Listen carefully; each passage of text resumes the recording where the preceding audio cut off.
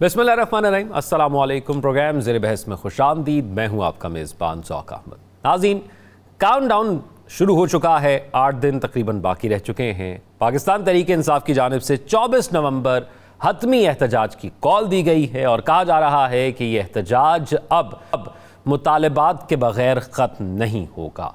अब पाकिस्तान तहरीक इंसाफ के हवाले से जो अहम डेवलपमेंट सामने आ रही हैं उसमें से एक चीज़ है कि पाकिस्तान तहरीक इंसाफ किसकी बात सुने, क्योंकि 2-3 मुख्तलिफ तर्जुमान हैं पाकिस्तान तहरीक इंसाफ से जिनकी जानिब से ये खबरें सामने आ रही हैं कि करना क्या है। बुशरा बीबी ने कल एक इजलास में पर्दे के पीछे से कारकुनान से या जो रहनुमा वहाँ पर मौजूद थे, पंजाब से भी थे वहाँ पर, उनसे ख़िताब किया, उनको हिदायत जारी की गई और बुशरा बीबी के हवाले से ये बताया जा रहा है कि रिहाई के बाद से वो इमरान खान के जो पैगामात हैं वो कारकुनान तक और जो जितने भी पार्टी लीडर्स हैं उन तक पहुंचाएंगी। तो क्या जो सियासी लोग इमरान खान से मिल रहे थे और जिनको डायरेक्ट इमरान खान ये पैगामात पहुंचा रहे थे, क्या इमरान खान को वहाँ पर क्या मसाइल पैदा आए कि बुशरा बीबी के ज़रिए ये पैगाम रसानी जो है वो शुरू की गई है, इस पर भी आज प्रोग्राम में बात करेंगे। एक तो बुशरा बीबी ने कहा कि 10-10 हज़ार बंदे सब ने लेकर आने हैं। फिर कहा कि जिसके पास टिकट है, जो टिकट होल्डर है और जो असम्बली के अंदर है, अगर वो ना पहुँचा तो फिर उसको पार्टी भी छोड़नी पड़ेगी। तो तमाम रहनुमाओं के लिए भी ये एक हतमी एहतजाज होने जा रहा है। फिर अलीमा खान ने कहा था 14 तारीख को कि तमाम सूबों के अंदर एहतजाज होगा और ख़ास तौर पर अगर बात की जाए बलूचिस्तान और सिंध तो बहुत सूबाई सतह पर एहतजाज करें क्योंकि उनके लिए बड़ा मुश्किल हो जाएगा दूर आना। और फिर पंजाब के हवाले से भी कुछ ऐसी हिदायत आई। अली मोहम्मद खान साहब ने 15 तारीख को कहा इमरान खान से मुलाकात के बाद कि नहीं, सब इस्लामाबाद पहुँचेंगे। इस्लामाबाद कहाँ पहुँचना है इसका तयन जल्द कर लिया जाएगा। अब फाइनल कॉल का जो ऐलान था ये पाकिस्तान तहरीक इंसाफ के जो इस वक्त चेयरमैन हैं बैरिस्टर गौर, उनके मुंह से नहीं आया, बल्कि अपोजिशन लीडर उमर अयूब उनकी तरफ से भी नहीं आया। इससे कबल जो एहतजाज के अंदर सबसे आगे होते थे CM KP अली अमीन गंडापुर, उनकी जानिब से भी नहीं किया गया, बल्कि ये अलीमा खान ने फैसल चौधरी जो कि इस वक्त वकील हैं पाकिस्तान तहरीक इंसाफ के मुख्तलिफ केसेस के अंदर, उनके साथ एक प्रेस कॉन्फ्रेंस के अंदर उन्होंने ऐलान किया गया था। और फवाद चौधरी साहब के जो है वो भाई भी हैं। फवाद चौधरी साहब भी बड़े एक्टिव नज़र आते हैं। गुज़िश्ता कुछ दिनों से कुछ महीनों से बल्कि वो पाकिस्तान तहरीक इंसाफ के हवाले से मुख्तलिफ टॉक शोज़ के हवाले से बात कर रहे हैं, क्या हिकमत अमली होनी चाहिए, कौन क्या कर रहा है। फिर सोशल मीडिया पर बड़े एक्टिव नज़र आते हैं क्योंकि पाकिस्तान पीपल्स पार्टी और पाकिस्तान मुस्लिम लीग नून जब गैर मकबूल हुई तो पाकिस्तान तहरीक इंसाफ को एक स्पेस मिली, ख़ास तौर पर KP और KP से ज़्यादा बढ़कर पंजाब के अंदर। तो पाकिस्तान तहरीक इंसाफ के जो एहतजाज का ये ऐलान है, इससे कबल जो एहतजाज हुए उससे पाकिस्तान तहरीक इंसाफ के लिए कुछ मुश्किलात पैदा हुई, कुछ मुकदमे दर्ज हुए।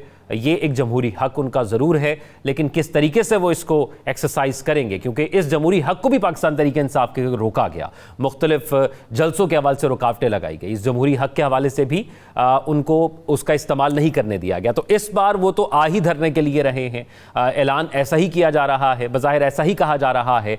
तो हुकूमत क्या हिकमत अमली बनाएगी, ये बड़ा अहम होगा। उसके साथ साथ ये एहतजाज किसके खिलाफ हो रहा है।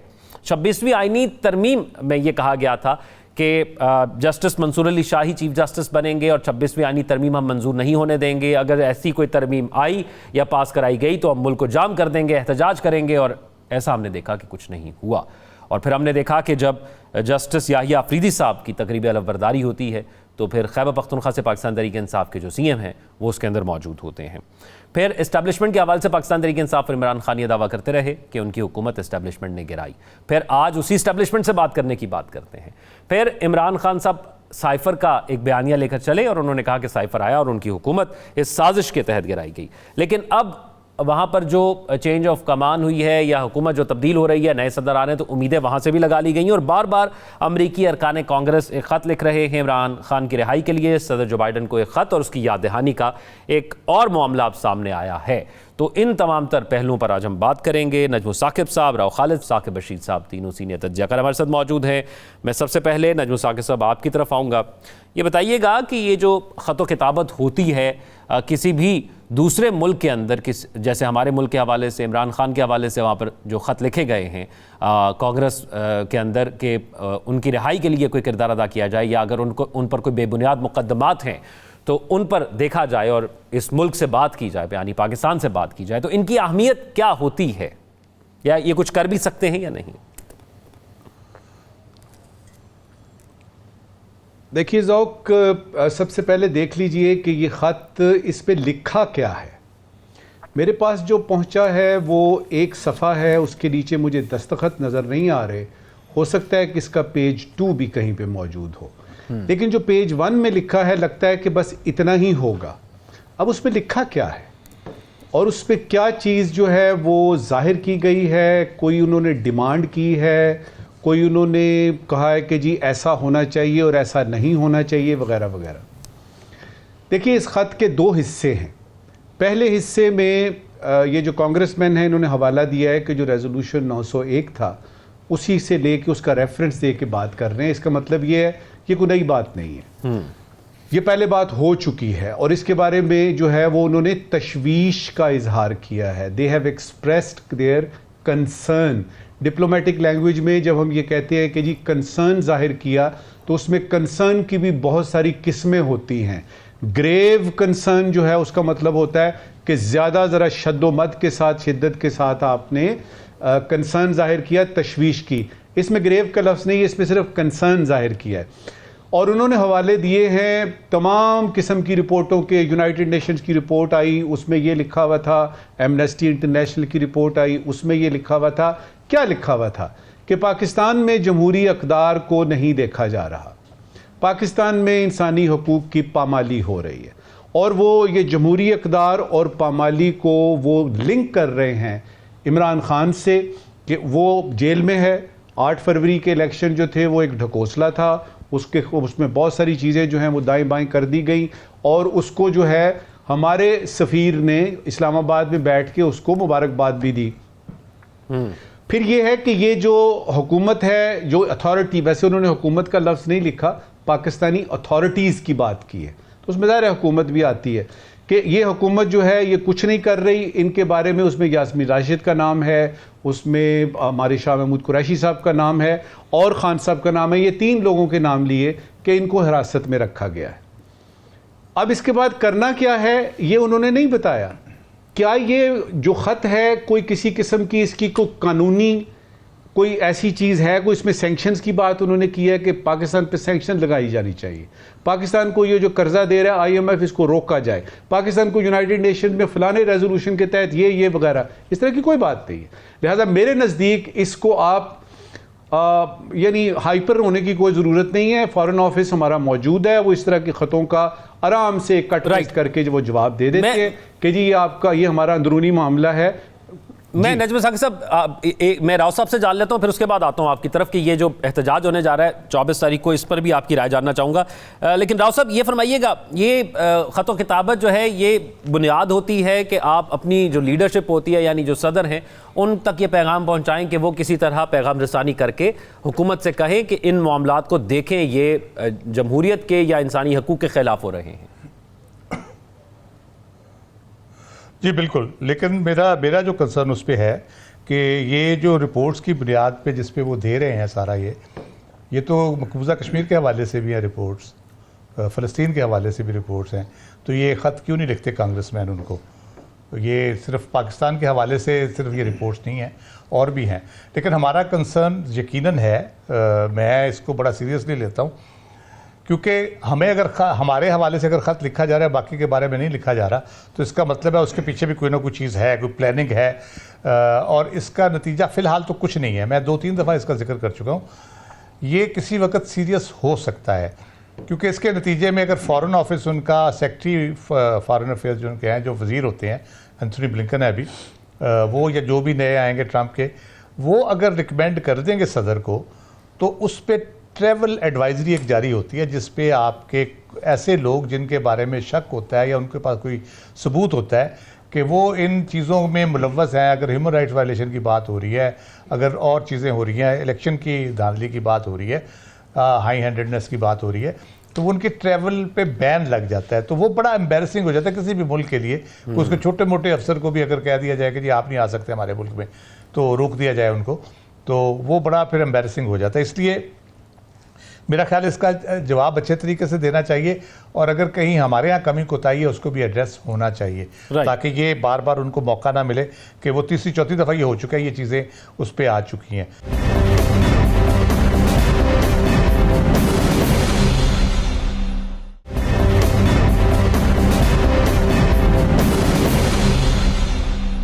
साकिब बशीर साहब, ये फरमाइएगा, इमरान खान साहब ने अमेरिका के खिलाफ अपना एक पूरा बयानिया बनाया था और फिर हमारे कहा गया कि जो सिफारती ताल्लुकात थे वो भी कुछ हद तक शायद मुतासर हुए, ख़ासतौर पर मौजूदा हुकूमत तो इस बात का दावा करती है। तो फिर जिस मुल्क से सिफारती ताल्लुकात में हल्की सी जो है वो पॉज हो गए हों, रुक गए हों किसी एक शख्स की वजह से, उसको क्या फ़ायदा दे सकता है वो मुल्क? इसमें बुनियादी तौर पर तो ये जो खतूत की बात हो रही है, ये फरवरी से भी जब इलेक्शंस हुए थे तब भी कुछ खतूत इस तरह के सामने आते रहे हैं। फिर गुज़श्ता माह भी, अब भी करारदाद भी जो है मंजूर हुई है। लेकिन जो आप बात पीटीआई के बयानिए के कर रहे हैं, यकीनी तौर पर एब्सोल्युटली नॉट। इमरान खान साहब का वो स्टेटमेंट था, वो अप्रैल 2022 जब वो बाहर निकले, उनके खिलाफ अदम एतमाद की आई तहरीक, तो उन्होंने पूरा बयानिया बनाया, पब्लिक में गए और अमेरिका को ललकारना जो है वो उनके बयानिए का मेन जो है वो नज़र आ रहा था। तो अब की बार क्यों ऐसा हो रहा है और क्यों ये इस किस्म की चीज़ें हो रही हैं? बज़ाहिर जो नज़र आता है, अब वो जो खतूत हैं उनको अगर आप पढ़ें तो यही वो मुतालबात है जो पीटीआई यहाँ पे कर रही है। वो मतलब इन चीज़ों को उठा रही है। अभी रिसेंटली आप देखें तो उनकी पिटीशन भी सुप्रीम कोर्ट में यही है, यही चीज़ें हैं कि हमारे साथ ये हो रहा है। अब सिर्फ इसमें हमने देखना ये है कि उनकी जानिब से जो खतूत आ रहे हैं उनका असर है, और दूसरी बात यह है कि क्या मुदाखलत वो कर सकते हैं। मुदाखलत तो डेफिनेटली दूसरे मुल्क इंटरनल जो मामलात हैं उनमें वो मुदाखलत नहीं कर सकते। असर की जहाँ तक बात है, अगर ये बिल्कुल एक सीक्वेंस के साथ जिस तरह चल रहा है, इंटरनेशनली आ रही हैं, शुरू में इस किस्म के खतूत नहीं थे, या इस किस्म के जो इंटरनेशनल जो प्रेशर उसको कहें, या कोई इंडिविजुअल भी अगर कोई बात कर रहे थे तो इस तरह की चीज़ें नहीं थी। 8 फरवरी के बाद हमने ये पैटर्न देखा है कि 8 फरवरी के बाद इस किस्म की जो डेवलपमेंट्स हैं वो आ रही हैं इंटरनेशनली। अभी जो है वो हम देख रहे थे कि जो बरतानवी वज़ीर ख़ारजा हैं उनका भी कोई स्टेटमेंट जो है वो इसी तरह का कुछ चल रहा है। तो वो ये कलेक्टिव एक प्रेशर जो है वो हुकूमत पाकिस्तान पर बिल्ट हो सकता है, लेकिन इंटरनल मामलात में फिर उनको आना नहीं चाहिए। इसी तरह फिर अगर खतूत को आपने देखना है तो खुद वो तो जो जिस तरह मतलब बाकी रिपोर्ट्स हैं, वो जो मकबूजा कश्मीर या बाकी ह्यूमन राइट्स की वायलेशंस जो है वो गज़ा में हो रही हैं बहुत सारी जगहों पे, उनको भी इसी तरह ही मतलब वो एड्रेस होना चाहिए। इंटरनल मामला है, हुकूमत पाकिस्तान को खुद ये देखना चाहिए, ये कोई दो राय नहीं है। इंटरनली जितनी भी पॉलिटिकल विक्टिमाइज किया जा रहा है, विक्टिम जो है वो किसी खास पार्टी को टारगेट किया जा रहा है, या आप समझते हैं कि पाकिस्तान तहरीक इंसाफ को भी कोई किया जा रहा है, तो ये नहीं होने चाहिए। पाकिस्तान तहरीक इंसाफ को भी कोई उम्मीदें नहीं होनी चाहिए वहां से, जो कुछ होना है पाकिस्तान के अंदर ही होना है।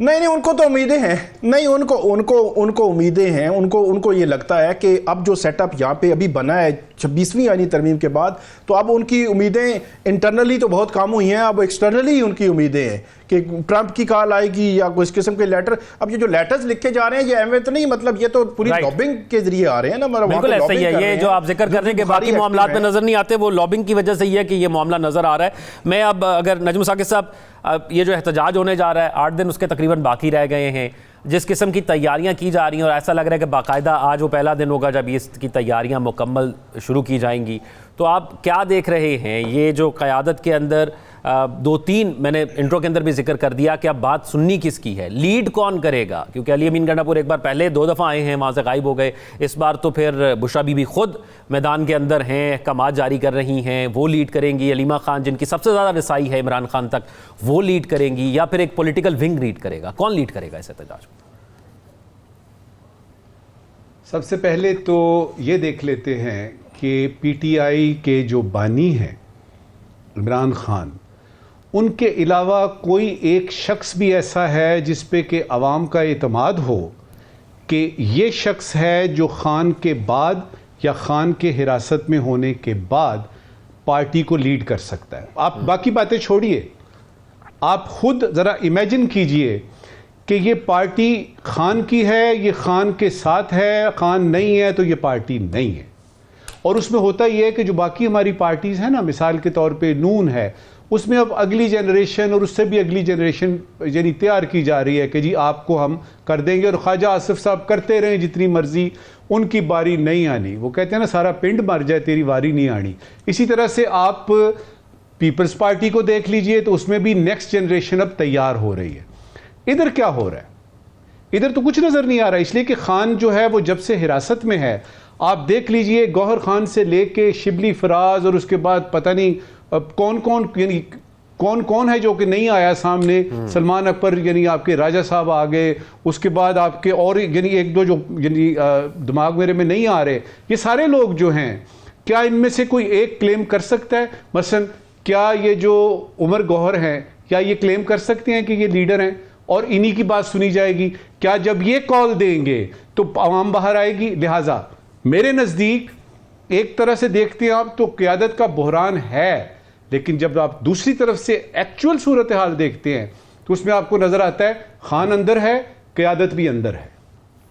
खान बाहर आएगा, क़यादत भी बाहर आ जाएगी। अब ये जो आपने बात की है कि जी कौन इसको लीड करेगा, क्योंकि ये पहली दफ़ा हुआ है कि ख़वातीन जो हैं वो बाहर आई हैं यानी पीटीआई की। अब वो किस हद तक आती हैं आगे, ये देखने की बात है। इसके बारे में तो वो यानी कोई नजूमी भी नहीं बता सकता कि वो बाहर आएंगी कि नहीं, लीड कौन करेगा। हमने अली अमीन गंडापुर को लीड करते हुए देखा और उसका नतीजा भी देखा। अच्छा होगा कि अगर पीपल्स, ये जो आपकी यानी आपकी पीटीआई है, इसके लोग किसी एक नतीजे पे पहुंच जाएं 24 तारीख से पहले, बजाय इसके कि अपनी अपनी बातें करें, पार्टी का सोच के किसी एक जगह पे कॉम्प्रोमाइज करके कोई एक लीडर चुन ले। बिल्कुल ऐसे ही है। अच्छा राव खालिद साहब, हमने क्योंकि ये जो डिवीजन है इसमें हमने देखा कि और भी बड़े मेंबरान हैं जिनको ये जो कल इजलास जिसका हम जिक्र अपने कल के प्रोग्राम भी कर चुके हैं उसमें भी नहीं बुलाया गया, उसमें शेर अफजल मरवत को भी वहाँ पर नहीं बुलाया गया, हालांकि नेशनल असम्बली के मेंबरान को बुलाया गया, पंजाब से लोगों को बुलाया गया। अब ये जो कॉल है ये इमरान खान की है, जिस तरह नजू साकिब साहब ने कहा, और हर कॉल जो इससे पहले भी एहतजाज की आई वो भी इमरान खान की थी, तो नतीजा मुख्तलिफ कैसे होगा? लोग भी वही हैं जो एहतजाज के लिए आएंगे, एक दो के अलावा। अगर अलीमा खान इस वक्त बहुत ज़्यादा एक्टिव हो गई हैं या बुशा बीबी बाहर आ गई हैं, बाकी तो सब वही लोग हैं। देखिए, बुनियादी तौर पे तहरीक की अगर हम बात करें ना, हमारे यहाँ ना कोई मुनज़्ज़म सियासी जमात है, ना कोई मुनज़्ज़म तहरीक कोई चला सकता है यहाँ पाकिस्तान में। आपकी सपोर्ट जितनी मर्जी हो, भले पूरा पाकिस्तान आपके पीछे खड़ा हो, लेकिन हमारा मिजाज उस तरह से नहीं है। हमारे यहाँ तहरीक चलती है अगर उसकी पुष्ट पनाही हो, और तहरीक रुकती है अगर हुकूमत की पुष्ट पनाही हो, तो तहरीक रुक भी जाती है, जितनी मर्जी तगड़ी तहरीक चला रहे। हमारे दो तहरीकें हमारी तारीख में मिलती हैं जो कामयाब जिनको कहते हैं आप। एक तहरीक निज़ाम नफाज़ मुस्तफ़ा जो भुट्टो साहब के ख़िलाफ़ चली थी, और दूसरी वकला तहरीक थी जो चौधरी इफ्तार साहब की बहाली के लिए चली थी। तो ये दो तहरीकें थी जो बावजूद कामयाब हुई, और उनकी वजह सबको पता है कि किस लिए वो कामयाब हुई, उनके पीछे कौन था। तो अदरवाइज़ इस किस्म की तहरीकें कामयाब नहीं होती। बहरहाल ये एक अपोजिशन अपनी कोशिश ज़रूर जारी रखती है, एहतजाज उसका हक़ है। अगर और कुछ नहीं कर सकेंगे, अगर पार्लियामेंट में वो कुछ नहीं कर पा रहे, अगर वैसे कुछ नहीं कर पा रहे, ज़ाहिर है एहतजाज ये है कि जिस तरह अपना आवाज़ उठाते रहेंगे कि ये मसला है। जहाँ तक लीडरशिप की बात है तो ये राव साहब, लेकिन एक चीज़ तो है ना कि ये तो देखना होगा कि अगर कोई एहतजाज वो कर रहे हैं तो उससे उनको ज़्यादा फ़ायदा होगा या नुकसान ज़्यादा हो जाएगा। उनका फ़ायदा और उनका नुकसान है, मुझे तो उससे कोई फ़र्क नहीं पड़ता, सच्ची बात है। मुझे तो फ़र्क पड़ता है अगर पाकिस्तान के हालात ख़राब होते हैं, या पाकिस्तान के हालात ठीक होते हैं, या महंगाई कम सूरत हाल ठीक होती है, पाकिस्तान में माशी सूरत हाल बेहतर होती है, पाकिस्तान में अवाम के लिए कुछ अच्छी बात होती है, तो मुझे तो उससे फ़र्क पड़ता है। पीटीआई को अच्छी जमात बनती है, बुरी बनती है, रहती है, नहीं रहती है, उसकी क़यादत कौन करता है, कौन नहीं करता, कितने एहतजाज की कालें वो देंगे, उससे मुझे तो ज़ाती तौर पे कोई फ़र्क नहीं पड़ता। लेकिन ये है कि एक पॉलिटिकल पार्टी, एक मैं कह रहा हूँ कि एक सिस्टम है, पॉलिटिकल पार्टी से एहतजाज करती हैं, और यही तरीका होता है जब अपोजिशन में होते हैं। दुनिया भर में यही तरीका, मुरवजा तरीका है कि वो एहतजाज करते हैं। किस किस्म का एहतजाज होगा, हमने देखा है कि वो भी वायलेंट होते हैं, लेकिन हुकूमत भी ओवरकिल की तरफ जाती है, तो उस वजह से सूरत हाल ज़रा ज़्यादा ख़राब हो जाती है अमन अमान की, और ओवरऑल जो आम लोगों को तकलीफ उससे ज़्यादा होती है, बजाय इसके कि उसका कोई बेहतर नतीजा निकले। हुकूमत को इंगेज करना चाहिए, उनको भी हुकूमत से बात करनी चाहिए। मेरे घर कमेटी बनी हुई है, शायद कोई बातचीत भी चल रही हो, या हो बात भी इसके ऊपर, जो उनके मुतालबात है उनके हवाले से उसको एड्रेस करने के लिए। पाकिस्तान में अगर कोई इस वक्त किसी के पास ताकत है, किसी लीडरशिप के पास ना तजर्बा है ना ताकत है तहरीक चलाने की, एक मौलाना फजल रहमान है जिनके पास कुव्वत भी है और कुछ तजर्बा भी है तहरीक का, तो वो अगर शामिल होते हैं तो ये तहरीक में कुछ बात पड़ सकती है। अदरवाइज़ तो ये फिर एक और होगी, एक एफर्ट या कोशिश, उसका नतीजा मेरा ख्याल को बहुत अच्छा निकलेगा। ठीक है, कोई मुख्तलिफ नतीजा आपको नहीं लगता निकलेगा। साकिब बशीर साहब, एक तो ये जो मौरूसी सियासत है, इसके हवाले से अब पाकिस्तान तहरीक इंसाफ के तमाम रहनुमा ये बयानात अब दे रहे हैं, टॉक शोज़ में बैठे हुए हैं कि नहीं, इमरान खान साहब तो कभी इसको सपोर्ट ही नहीं करते, बुशरा बीबी तो सिर्फ वो पैगाम रसानी के लिए आई हैं, तो उनको कहीं ना कहीं डर लग गया है कि अगर वो लीड करती हैं तो उनकी सियासी हैसियत कम होगी। क्या ऐसा है पाकिस्तान तहरीक इंसाफ के हलकों के अंदर? और दूसरा ये भी बताइएगा कि अगर ये एहतजाज अगर वो कर रहे हैं तो हुकूमत क्या हिकमत अमली अपनाएगी? अब मेरा ये ख्याल है कि ये कहना कि ये मरूसी सियासत का आगाज़ है, ये बिल्कुल भी मेरी नज़र में तो दुरुस्त नहीं है। उसकी वजह ये है कि एक जो इमरान खान साहब हैं वो 15 माह से जेल में हैं। अब उनकी जो बहन है वो अगर बाहर नहीं निकलेगी तो कौन निकलेगा? उनकी जो एहलिया हैं वो एक्टिव नहीं होंगी तो कौन होगा?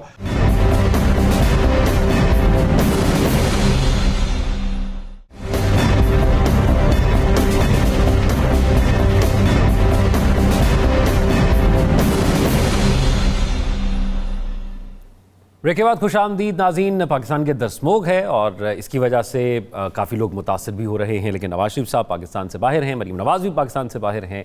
नवाज शरीफ साहब बाहर अमेरिका भी गए, मुख्तलिफ़ जगहों के दौरे भी उनके रहे और मेल मुलाकातें भी रही।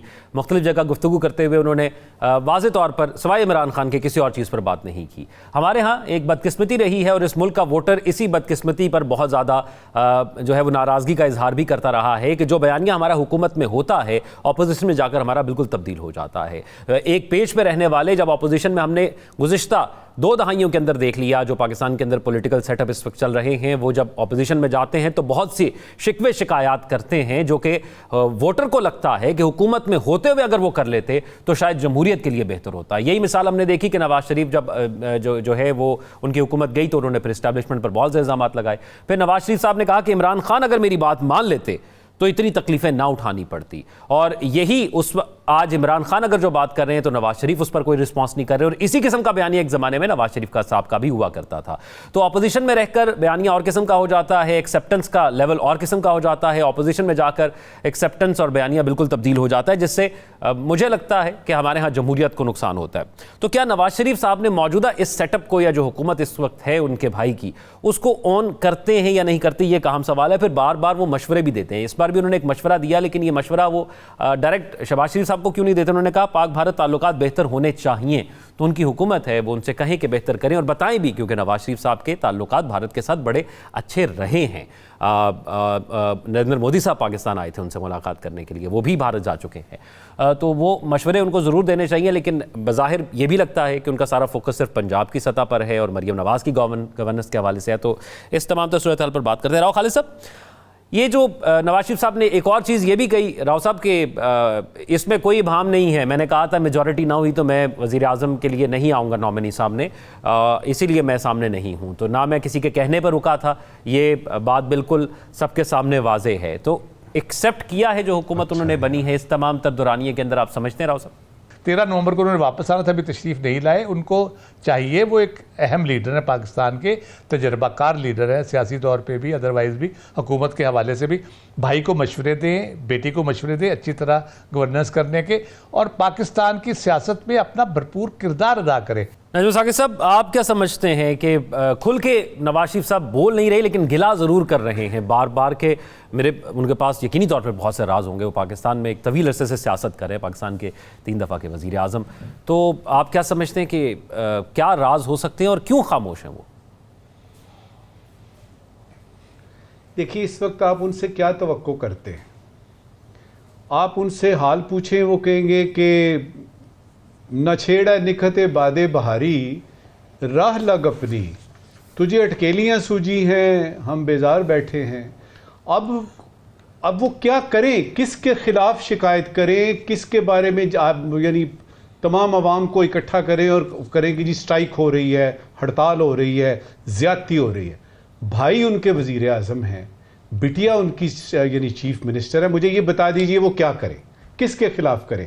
और ये जो है ना कि वो शिकवा किससे कर रहे हैं, वो आपको भी पता है, मुझे भी पता है, और वो पूरी आवाम को पता है कि उनका शिकवा असल में क्या है। क्योंकि जब भी वो बात करते हैं, मुझे क्यों निकाला से शुरू होती है और बाजवा और यानी उसके ऊपर जो है ना वो ख़त्म हो जाती है। वो जो ISI के चीफ जो जिनके बारे में यानी फैज़ हमीद साहब, कोई इस तरह की चीज़ हो जाए कि जिसमें भाई को भी नुकसान ना पहुँचे, बिटिया को भी नुकसान ना पहुँचे और बल्ले बल्ले भी हो जाए, लेकिन उनके दिल के अंदर का खौफ, इस वक्त की आखिरी बात, जो अंदर का खौफ है वो ये है कि वक्त कम होता जा रहा है, उम्र बढ़ती जा रही है और मुस्लिम लीग नून की जो ओवरऑल साख है, याद रखिएगा ये मुस्लिम लीग नून है, ये नवाज शरीफ की है और उसमें नून नवाज शरीफ का है, उसकी साख कैसे वापस लेके आनी है, ये है उनका बुनियादी मसला। और फिर उसके तई वो यानी जितनी शिकायतें हैं उसके पीछे जो मुहर्रकात हैं वो आपको बताए।